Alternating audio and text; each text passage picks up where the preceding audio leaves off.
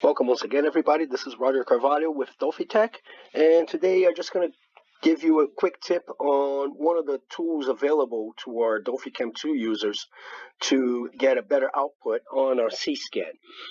So right now you're seeing my TRM is placed on a flat CFRP sample, about 6 millimeter thick, with 4 flat bottom holes in our C-scan. The TRM is paused. We have the full matrix captured in this image, as you can see as I click around my TRM area. And I'm going to give you a quick tip on one of the tools that we have that can help you sharpen up and clear up your image. So we go over here right now in coverage, and I click all the way down here in capture method. And what this does is gives you the option to tell the system how you want the C-scan image to be built.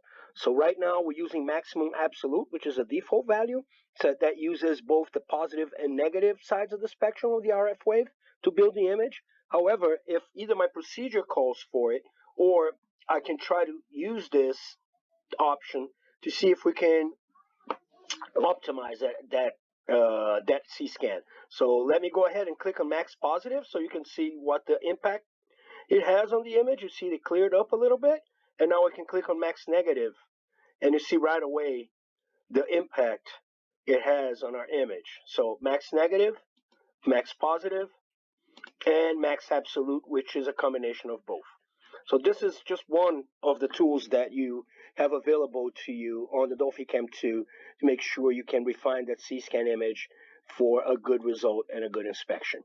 Okay, thanks for watching. I hope you enjoyed it. Once again, please subscribe to our Dolphitech channel on YouTube, and also pay a visit to our website. Just point your browser to www.dolphitech.com. Thanks again. Have a good one.